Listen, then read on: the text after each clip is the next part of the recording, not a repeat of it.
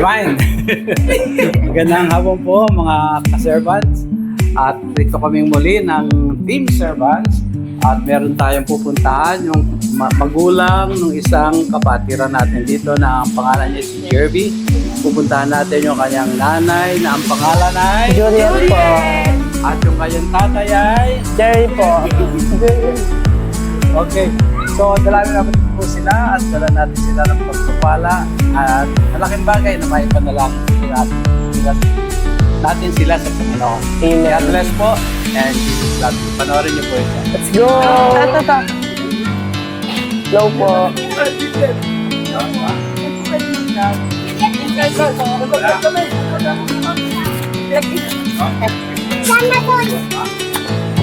Pwede po pumasok? Pastor muna. Pastor muna. Okay na. Doon sa likod ni Juliet. Sige, ano kayo? Sige na po. Tayo natin. Dito po. Yeah.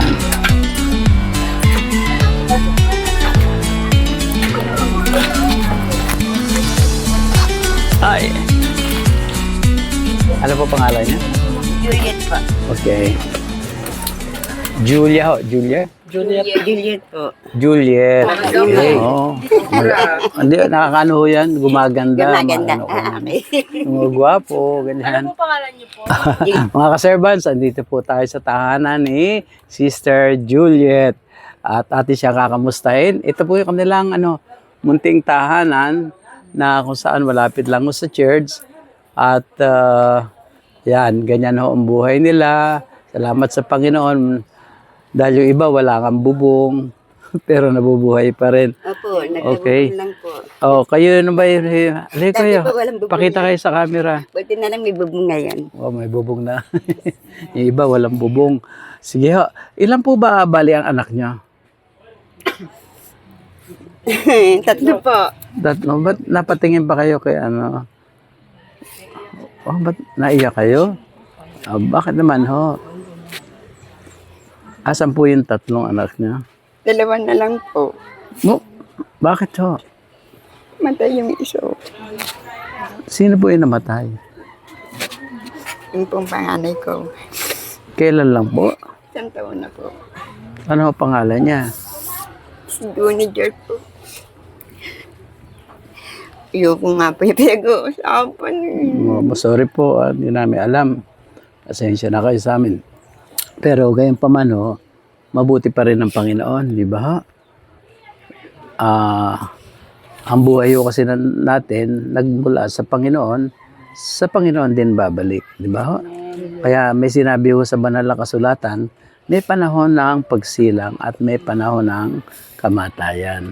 Kaya lahat naman tayo mamatay. Pero gayon pa man, ako masasabi ko sa inyo, habang nabubuhay tayo, lumapit tayo sa Panginoon dahil hindi lang naman dito ang buhay, di ba? Meron pa ang buhay sa kabila, di ba? Kung nasa ng Panginoong Jesus, sabi niya, doon tayo paparoon. Kaya maganda yung paghandaan natin yung buhay sa piling ng Panginoon. Okay, dito, nabubuhay tayo, kumakain tayo, umiinom tayo, salamat sa Panginoon. May kalakasan tayo. Bali, tatlo po yung anak niyo. Opo. Sino ho? Ano mga pangalan nila? Yung panganay, namatay? Ano pangalan niya? Junior po. Yung Junior. jet. Ay, yung pangalawa ho? Jerry Rose po. Jerry Rose. Pangatlo? Jerby. Si Jerby yung kasama namin sa church. Oo, sana minsan makasama rin namin kayo sa church. Loobin ng Panginoon. At ngayon, kaya ho kami pumunta rito kasi may dala kami sa inyo konting pagpapala na naway makatulong to sa inyong konti. Ito po'y binag-ipunan lang namin para makatulong kami sa ito. Ayan, meron kayo ritong groceries. Meron. Ito, Merry Christmas pa kasi dapat nung Pasko pa ako magbablog hindi na lang ako nakarating dahil marami kaming gawain sa church. Ngayon itong groceries nyo, may itlog dito, meron ditong kape, asukal, merong ano ba yun, Lucky Me, may mga dilata po rito, may corned beef dito, may sardinas din naman. Yun lang ho, nakayanan natin. Pero naway maging pagpapala sa inyo ito. Ilang taon na po kayo? 57 po. 57? Ba, konti lang ang ano? Ba, at tandaan nyo sa kanya, no? Kaprasa lang po. 57. Hindi mo na-gets? Pirasa lang po kami niyan. Magkakasing edad. Yan ang gusto ko, tumatawa kayo. Wag lang pong babanggitin yung isa. Oo. Punta kayo sa church para lalo kayo maging masaya. Kasi pag nadinig niyo yung mga aral dyan, ang lahat po kasi ng inaaral natin dyan, puro galing sa Bible. Kasi yung full gospel ang tawag dyan. We are full gospel church at si Kristo yung ating sentro ng ating pananampalataya. Kaya lahat po ng pinangangaral natin yan, kinukuha namin sa Biblia, pinag-aaralan, ilalagan namin ng observation, ilalagan Kapalang din namin. mga tanong. Oo nga. Ay, teka mo naman, tanong ko naman, ano naman ang ano nyo, hanap buhay nyo? Kahit ano po. Nagtatanim kayo? Hindi Ano? po, kahit ano. Extra Kahit ano po. Saan kayo nagtatanim? Hindi kahit ano po. Hindi po ako nagtatanim. Kahit ano. Kahit ano. Kahit ano. Sideline. Oh, okay. So, nag-ano kayo sa mga bahay-bahay? Apo. Oo, maganda naman ho yung trabaho na yan. Medyo minsan mahirap lang, ano? Pero taste lang. At ano naman ang mister nyo naman, ano ang hanap buhay? Sakit po sa ulo. Sakit sa ulo. May problema ho. Sakit sa ulo. May problema po. Pero anyway, mabuti pa rin ang Panginoon. Apo. Oo, mabuti pa rin. Dahil kaya ko po. Kaya ko po siya lang buhayin. Dali natin sa Lord para mawala lahat yung bisyo, ha? Kung may bisyo man. Okay? So, ngayon, gusto nyo, para kami pumunta rito para dalang kayo ng pagpapala at para ipanalangin din namin kayo. Mananalangin ho ako, susunod kayo sa panalangin ko. Tatanggapin natin si Jesus sa puso natin bilang ating Panginoon at tagapagligtas. At magpe-pray sa inyo. Si Aya. Okay. Okay. So, mag-pray na ho tayo. Sumunod na lang kayo. Dito na lang. Upo na lang tayo. Okay?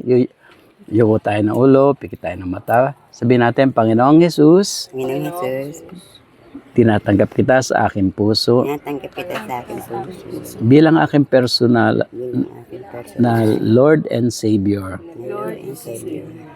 Panginoon, natala mo po ang aking pangalan Nagtalam po ang aking pangalan. sa aklat ng buhay sa langit. Ng buhay sa langit. Manahan ka sa aking buhay Manahan ka sa aking buhay. at ako po ay sasampalataya sa iyo. At ako po ay sasampalataya sa iyo. Maglilingkod sa iyo, Panginoon, Lilingkod sa abot ng aking makakaya. Naabot ng aking makakaya. Kayo na po ang hari ng aking buhay. Kayo na po ang hari ng aking buhay. Panginoong Jesus, Panginoong Jesus, lahat po ng aming pangailangan, kayo po ang mag-provide. lahat po ng aming pangailangan, kayo po ang mag-provide. Kapayapaan, Payapaan, kagalakan, kagalakan, at maging masaganang buhay, Panginoon. at maging kasaganang buhay, Panginoon. Salamat, Panginoong Jesus, Salamat, Panginoong sa Jesus, buhay na ibinigay mo sa buhay na binigay mo sa amin. sa amin. Okay, tayo po papanalangin na kay ni Aya. Alliance po natin si Sister Juliet. Ayan. Sige pa, pag-pray pa rin namin kayo. Huwag na kayo sumunod. Pinupurit, pinapasalamatan ka po namin sa araw at oras na ito, Panginoon. Amen. Maraming salamat po sa buhay na ni Sister Juliet, Lord God, Panginoon. Kayo po ang magbigay sa kanya ng comfort, Lord God. Alam po namin na meron siyang pinagdadaanan ngayon, Panginoon. Na wala po ang kanyang mahal na anak, Panginoon. Alam po namin na kayo ang makakapagbigay sa kanya ng kalakasan, Panginoon, kagalakan, Panginoon. Peace of mind, Lord God, Panginoon. Iparamdam niyo po sa kanya ang inyong pamamahal, Panginoon. Kung gaano niyo po siya kamahal, Panginoon. At Lord God, alam po namin na ano man ang mga pangangailangan ni Sister Juliet, Panginoon. Kayo po ang Amen. magbibigay nito, Lord God. At Lord God, nawa po ay makita namin si Sister Juliet sa Sunday, Panginoon, sa aming church, Panginoon. Salamat. At pagpatuloy po siya sa inyo, Lord God. Sa pangalan ng inyong bugtong na anak na si Jesus. Amen. Okay. Sister Juliet, kilala niyo na ako ngayon. Ano pangalan ko? Pastor po. Anong pastor? Pastor lahat. Okay, sorry daw nakapagpakilala sa inyo. Pero anyway, huli man daw, pero nahabol pa rin. Okay, kinagagala ko namin na kayo makilala. Eh, kayo naman pala masarap kausap. Oo, at saka masaya lagi kayo nakangiti. Bagamat naluha kayo kanina, pero dahil yun sa pagmamahal niyo sa inyong anak. Pero ngayon, nakakangiti na kayo. Oo, lalo na ngayon, tinanggap niyo na si Jesus sa puso niyo. Oo, tandaan niyo, ito ang spiritual birthday ninyo. Dahil tinanggap niyo si Jesus sa inyong puso bilang Panginoon at tagapagligtas. Okay? Okay. Okay, hindi na ako kami magtatagal. God bless sa inyo. O, sa inyo na ito lahat. Sige po. Okay. Okay, salamat sa inyo lahat.